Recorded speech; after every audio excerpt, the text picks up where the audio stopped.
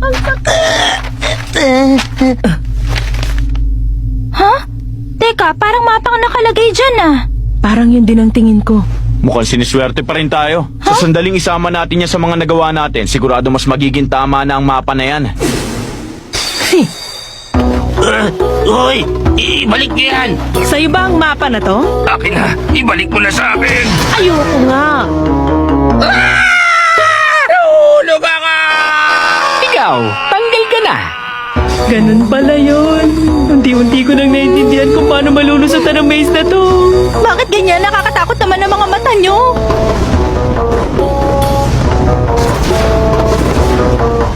Sa wakas na pabilis na rin ang pagbabawas ng team sa elimination round. At simula dito, masasala na namin ng mga kasaling team na talagang magagaling at team na walang karapatan na sumali. Kung gano'n, isa lang ang dapat nating gawin! Kunin natin ang mga mapa mula sa ibang team. Mas labanan ang mangyayari kesa karera. Laban ng mga tunay na lalaking pagkuha ng mapa. Kapag labanan ang pag-uusapan, dito magaling ang team natin. Kukunin ko na to. Oh, sige, sayo na yan. Okay, baka anim na itong nakuha ko. Teka, paano ba? Hindi ko alam kung paano babasahin ang mapa na to. Hindi bale, si Lucy ang magaling pagdating dito. Siya nang bahala. Okay na to. Ipunin na natin ang mga mapa na to at hayaan na lang natin na si Lucy ang magbasa. Ha? Ako? Kung kaya mo. Sige. Ibigay mo na lang sa amin. Yung mga hawak niyo mapa!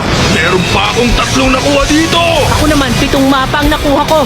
Naku, pasensya na kayo. Ang sama nyo. Gumagalaw na naman! Humanap kayo ng mga kapitan!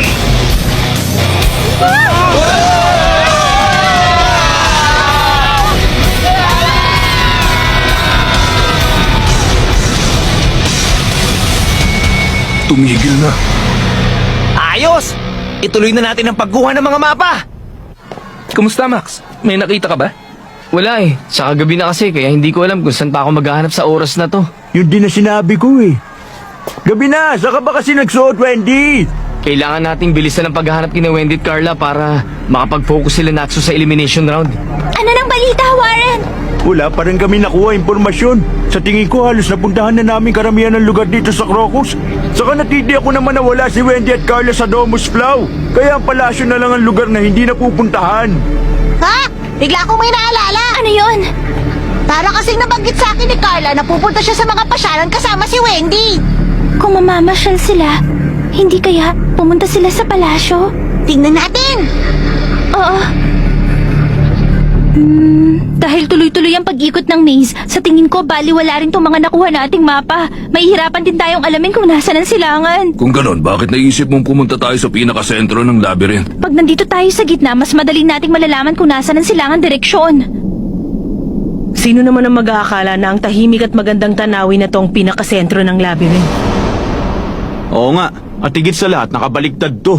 Ang problema nga lang natin, hindi na gumagana ang kompas sa lugar na to. Mukhang nahilo na pati ang kompas. Kapag ganito, hindi natin malalaman kung saang direksyon tayo dadaan. Pero hindi rin pwedeng tumayo na lang tayo. Ang pagkakataon na to ang iniintay ko. Ano bang binabalak mong gawin? Mukhang naapektuhan na rin si Lucy. Nahihilo ka na ba ngayon? Hindi, okay lang ako. Open! Gate of the Compass! Fixes!